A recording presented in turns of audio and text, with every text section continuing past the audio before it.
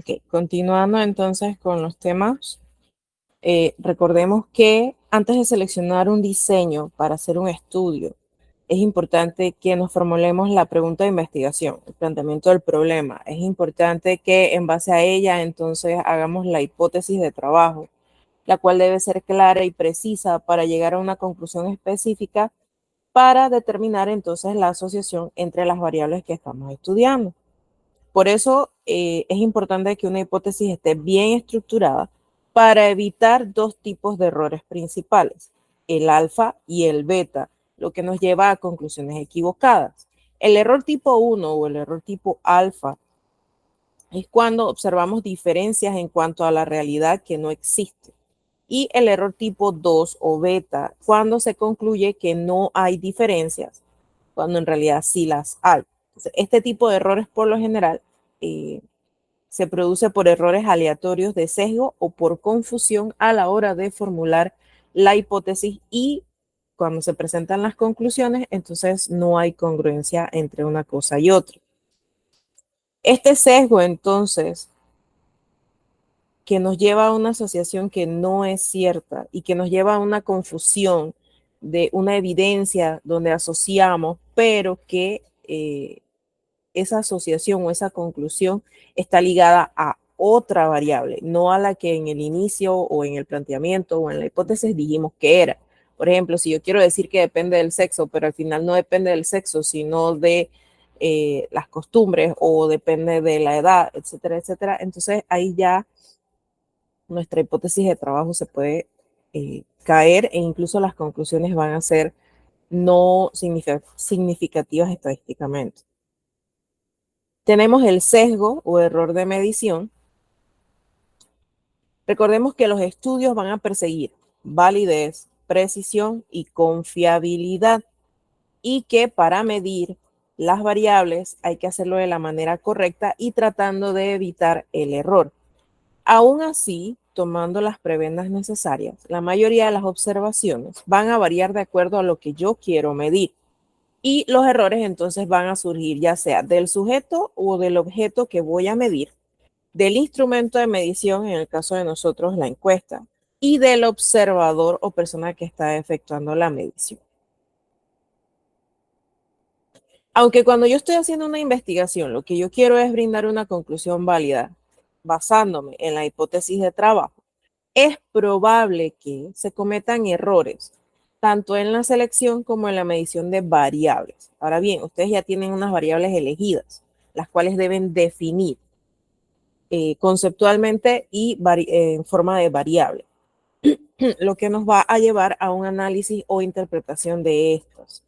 Y al equivocarnos, entonces lo que vamos a hacer es potenciar el límite de los resultados de la investigación. Es decir, vamos al cometer errores o al tener errores durante la aplicación de las encuestas, vamos a limitar los resultados o los mismos van a ser erróneos y sin valor estadístico. Entonces tenemos dos tipos de errores principales, ¿no? Existen otros. El error aleatorio, que son variaciones impredecibles, temporales, espaciales, de las magnitudes de la influencia, mientras que tenemos un error sistemático, que es por un efecto reconocido, que puede ser medible, que puede ser reducible mediante la corrección o el factor de corrección para compensar dicho efecto.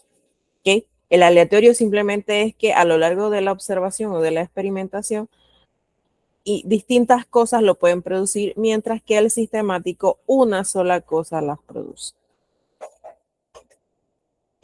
En las pruebas de detección masiva de enfermedades, eso ya lo vimos con el COVID, lo estamos viendo con la influenza, entre otros tipos de pruebas específicas, que de acuerdo con Jenny, las pruebas de detección masivas representan una identificación presuntiva de una enfermedad o defecto no reconocido mediante la aplicación de pruebas, exámenes u otros procedimientos, los cuales pueden ser aplicados rápidamente.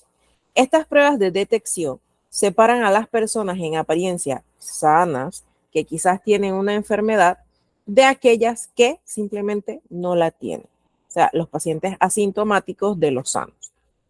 Una prueba de detección no intenta ser diagnóstica, Las personas con hallazgos positivos o de sospecha deben ser referidas para que se confirme el diagnóstico y se establezca el tratamiento pertinente. El mejor ejemplo es el COVID. En la práctica clínica, entonces lo que vamos a ver es que se puede y se debería trabajar en base a prevención, es decir, antes que aparezcan las enfermedades, ya sea por medio de la promoción de salud como por actividades específicas a la prevención de enfermedades. Como les mencionaba en las clases anteriores, el mes de la prevención del cáncer de mama y de próstata. Son formas de trabajar antes de que aparezca una enfermedad. Entonces, la primera línea de defensa siempre va a ser trabajar bastante en los recursos de prevención y promoción y de educación. Y por otro lado, entonces, se logra ver, quizás aquí en Panamá no lo vemos de esa forma, pero en otros países sí, que el logro, el costo-beneficio es mucho mayor. O sea, yo invierto menos hablando, dando charlas masivas, conferencias, cápsulas informativas en radio, en televisión, propagandas. Eso me sale mucho más barato que yo tratar a una persona con cáncer de pulmón por tabaquismo o tratar a una persona con cirrosis hepática por alcoholismo crónico. En otros países incluso le dan bonificaciones a los médicos porque su paciente dejó de tomar, dejó de fumar, bajó o empezó a hacer ejercicio. O sea, ellos reciben bonificaciones en base a su productividad en el aspecto de promoción y prevención. Aquí en Panamá ni por promoción, ni por prevención, ni por tratar la enfermedad. Pero bueno. Hay algunas enfermedades que se han erradicado, eso también lo hablamos la semana pasada, de manera preventiva con las vacunas, por ejemplo, la viruela o la polio. Hay otras enfermedades en las que no es posible realizar una prevención 100% exitosa, pero que se puede reconocer de manera oportuna su presencia. Por ejemplo, nosotros recibimos anualmente vacunas de influenza. Eso no quiere decir que no nos va a dar. Igual hay otras vacunas,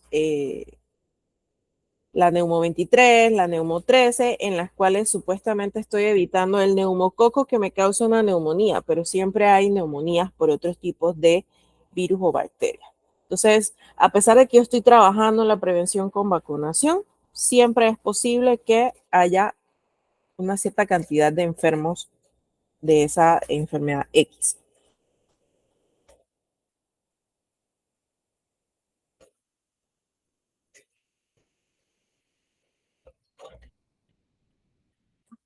Entonces, otro ejemplo también sería tomar medidas preventivas para disminuir la frecuencia de cáncer de mama, promoviendo la lactancia materna, recordarle a las mujeres que la lactancia materna es muy importante antes de los 30 años. Sin embargo, eso entonces también desencadena una amplia difusión de la lactancia materna. Y aún así se van a presentar casos, porque la lactancia materna tardía, después de los 30 años, es solo un factor.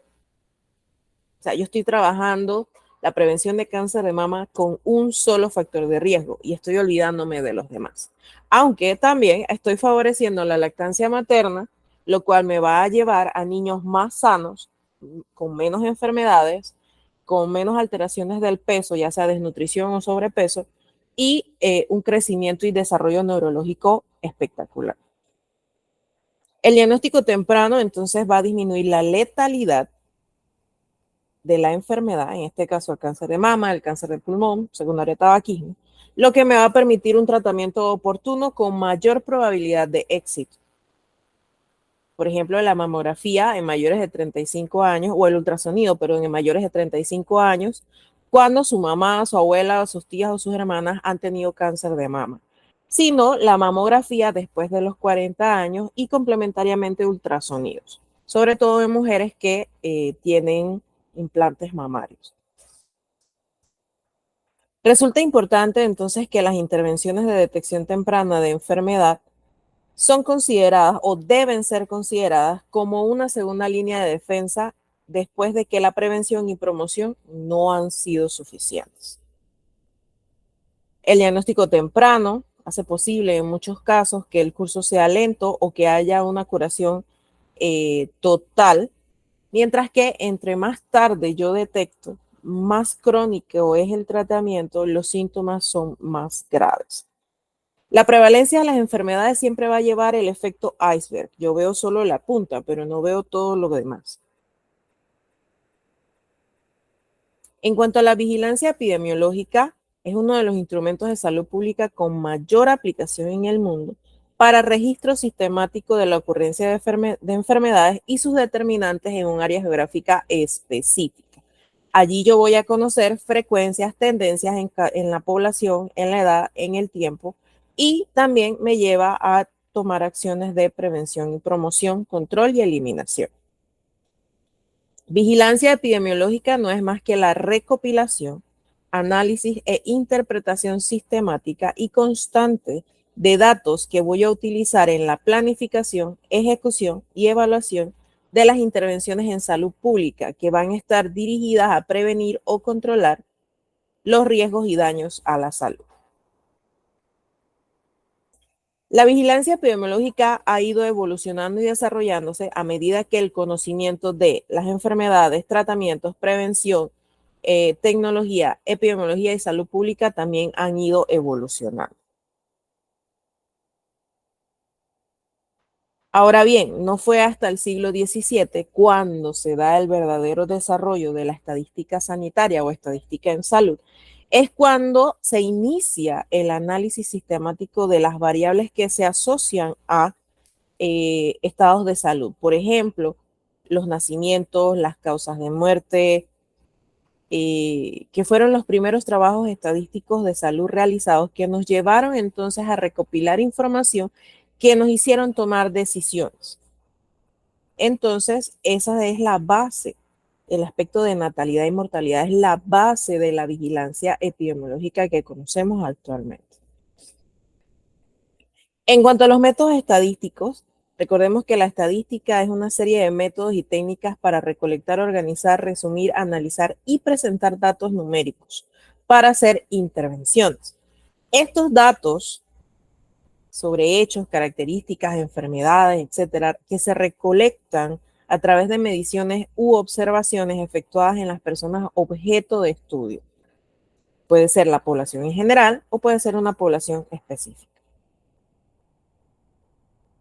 La estadística, como ya mencioné, igual que la epidemiología y la salud pública, también ha tenido su evolución y sus avances, pero se mantiene un poquito más regida o más centrada en el aspecto del método científico, la parte científica experimental comprobable casi al 100% de lo que yo quiero saber. Entonces, al inicio estudiaban el crecimiento de la población mediante el cálculo de nacimientos y fallecimientos, pero no tomaban en cuenta otras variables que también determinaban los nacimientos y fallecimientos o que también determinaban el crecimiento de la población, entre ellos las enfermedades que evitan o que causan infertilidad y aquellas costumbres o actitudes de las personas de simplemente aplazar la natalidad o simplemente no tener.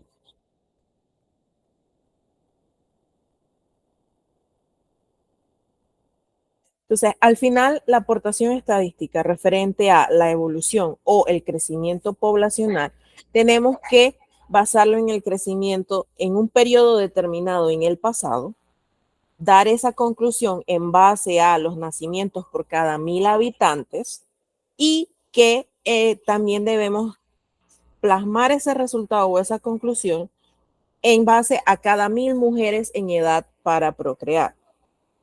Entonces, la estadística debería siempre tomar de base para tirar una conclusión múltiples variables, al igual que lo de la prevención con la lactancia materna. No es la única. ¿Okay? Entonces, siempre hay que tener cuidado a la hora de dar conclusiones, de tener más de una variable para poder que nuestra evaluación, nuestra observación tenga un carácter significativo a nivel nacional o internacional. Este instrumento, es decir, la estadística, Evalúa la confiabilidad de los resultados de un análisis en términos de probabilidad y nos ayuda a interpretar la información obtenida de la población. Esta probabilidad entonces se va a usar para representar un acercamiento lo más verdadero posible o lo más veraz posible de acuerdo a los fenómenos aleatorios y también tratando de disminuir esta ocurrencia en relación al número total de eventos. En la normalidad, tenemos que comprender e interpretar de manera adecuada el promedio y la desviación estándar, por lo cual requerimos conocer la distribución de probabilidad que vamos a llamar normalidad, distribución normal o curva normal. O sea, recibe varios nombres. La normalidad no es más que la distribución normal o también conocida como distribución de Gauss porque utilizamos, ¿dónde está? Utilizamos esta campanita, es la campana de Gauss. ¿Okay? Por eso también normalidad recibe este sinónimo. Representa la forma en la que se distribuyen en la naturaleza los diversos valores numéricos de variables continuas, que por ejemplo pueden ser estatura, peso. ¿Cuáles son las características de esta curva normal? Tiene forma de campana, es simétrica, ambos lados son iguales. Sus medidas de tendencia central son idénticas, la media, la mediana, la moda, el rango medio y el eje medio.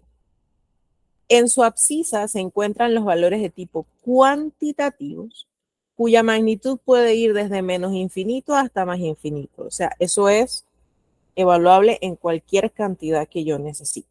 El promedio de todos los valores z de la abscisa equivale a 0. La curva es asintótica. Vamos atrás. Es decir, ella no toca los bordes del eje. Nunca lo toca en ningún momento. Por más que yo lo agrande o lo achique, esas puntas jamás tocan el eje.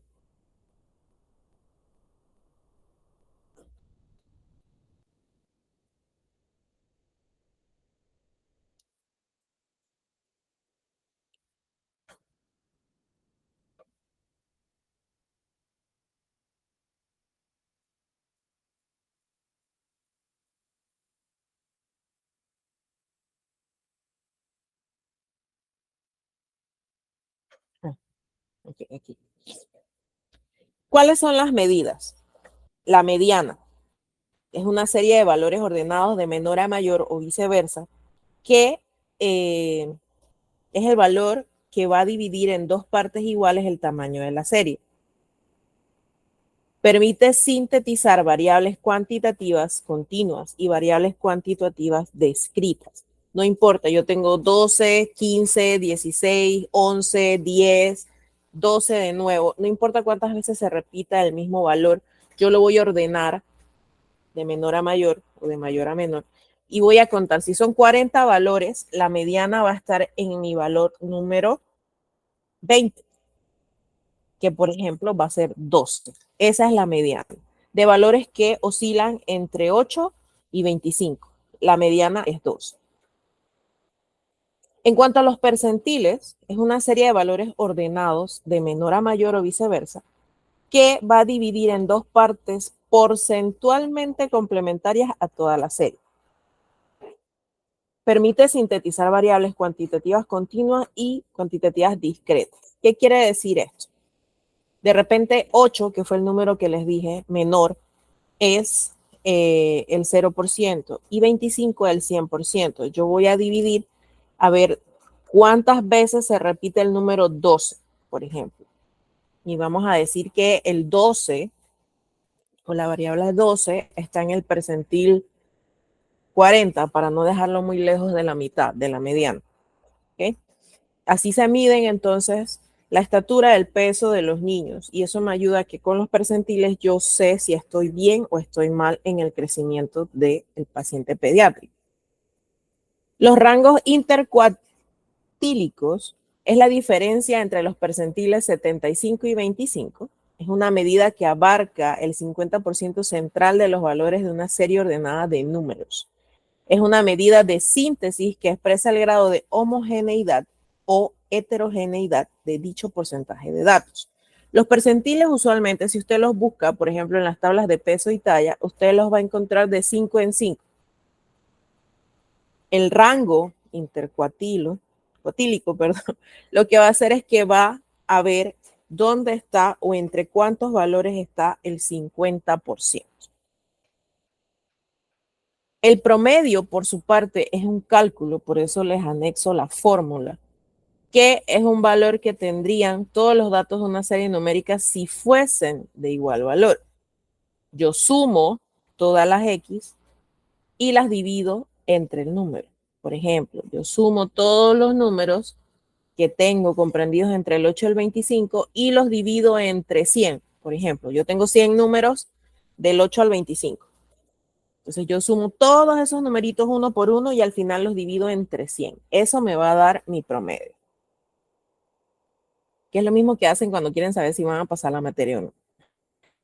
Tenemos la desviación estándar, que es la raíz cuadrada de la varianza. ¿Pero qué es la varianza? La varianza equivale al promedio de las desviaciones o diferencias cuadráticas de cada valor de una serie de valores respecto al promedio de dicha serie.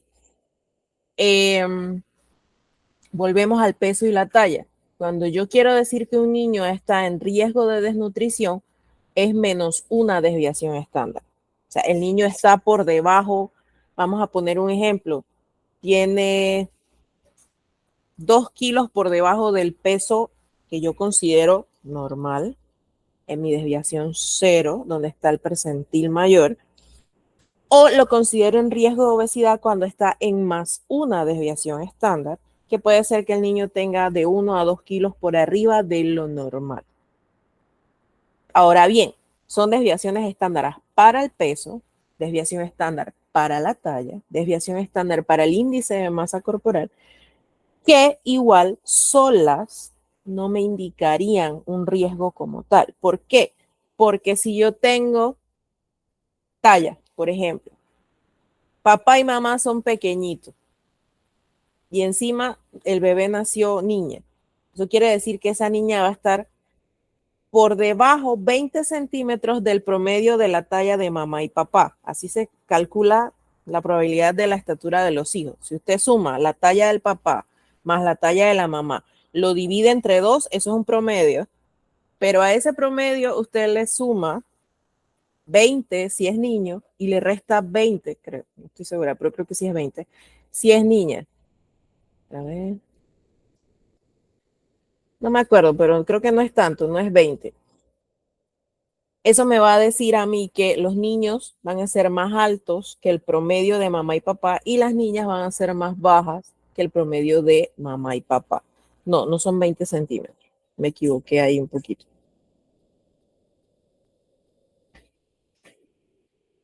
En cuanto al razonamiento estadístico, para hacer inferencias quiere decir para hacer intervenciones. Yo necesito, para poder intervenir o para dar conclusiones, conocer, explicar y mejorar las condiciones de salud de esa población, donde yo voy a aplicar la salud pública, la epidemiología, la estadística, para calcular variables de distribución, frecuencia y determinantes de salud y enfermedad en una población deseada. Entonces, esas inferencias estadísticas son útiles, ya que a partir de un estudio de muestreo seleccionado como el que tenemos nosotros, yo puedo llegar a una conclusión respecto a esa población. Y que dentro de ciertos límites cuantificables, yo puedo generalizar, extrapolar, interferir en resultados encontrados en la muestra y aplicarlos al universo. El universo serían todos los estudiantes de todas las universidades privadas y públicas. Podemos trabajar con un universo más pequeño, que sería todas las universidades privadas, ¿ok? Pero mi muestra va a ser en realidad la cantidad de encuestas que yo voy a aplicar dentro de mi universo. En este caso, un universo mucho más chico sería Universidad Metropolitana de Educación, Ciencia y Tecnología, UMESI.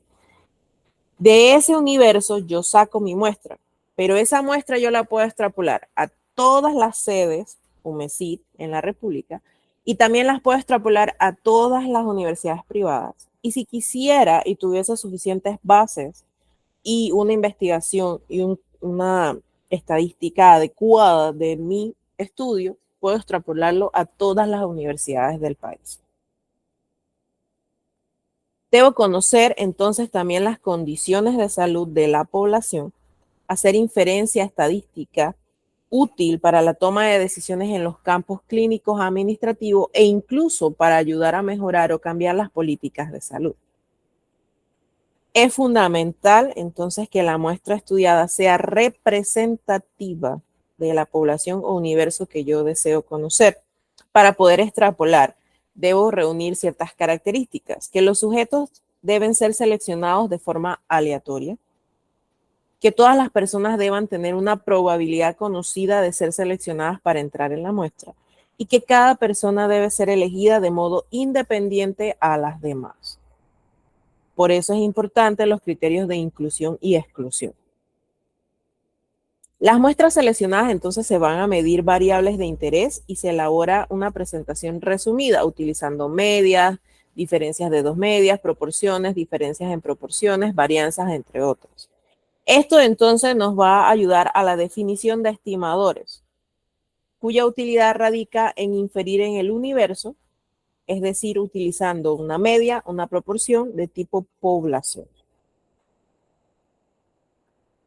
La inferencia estadística entonces se logra a partir de estimación puntual o de intervalos y de pruebas de hipótesis.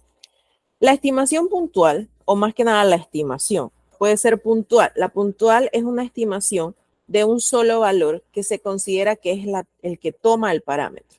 Y la de intervalos es una estimación en un rango de valores donde se espera que yo encuentre el parámetro que estoy estudiando. Por su parte, en la prueba de hipótesis, vamos a tener un ejemplo aquí para los chicos y para las chicas que les gusta el fútbol. Por ejemplo, yo tengo un amigo que dice que en cada partido de fútbol que juega, él mete de 3 a 4 goles. Ese era yo cuando estaba en la universidad. Entonces, usted se impresiona. Wow, tiene un desempeño en el campo excelente. Vamos a ir a verlo jugar a 5 partidos consecutivos de la serie. Pero ¿qué pasó en esos 5 partidos que yo fui a ver? Mi amigo no metió ni un solo gol. Entonces, ¿cuáles son mis opciones? ¿Cuáles son mis hipótesis? ¿Me mintió? O simplemente no es muy incompatible que yo estoy observando, pero que su afirmación inicial no está sucediendo. Y es allí donde tienen que tomar en cuenta otras variables que pueden alterar el desempeño en el campo de ese amigo. ¿Ok? Y de esta manera, entonces, es un ejemplo como un poquito sencillo, un poquito acá más coloquial, para demostrar la prueba de hipótesis estadística. O sea, yo me empiezo a formular preguntas. ¿Será que me pegó mentiras? ¿Será que está enfermito? ¿Será que el equipo es profesional y él apenas es amateur? O sea, hay muchas variables que pueden hacer que nuestra hipótesis no sea la correcta. Entonces, la prueba de hipótesis es un procedimiento con el que se busca tomar una decisión sobre el valor veraz de una hipótesis estadística. Entonces, al hacer esta prueba, nosotros vamos a decidir si rechazar o no esta hipótesis, basándonos en la decisión de la evidencia muestral, utilizando ciertas características. La afirmación inicial, que era que él metía de 3 a 4 goles por partido, y una afirmación alternativa, la negación de lo que él dijo. Vamos a recoger evidencia muestral vinculada con las afirmaciones. Nosotros fuimos a 5 partidos para ver qué pasa. Y basándonos en esa evidencia muestral, vamos a decidir rechazar o no la afirmación inicial, tomando en cuenta entonces todas las variables. Bien, preguntas, chicos. No, profe.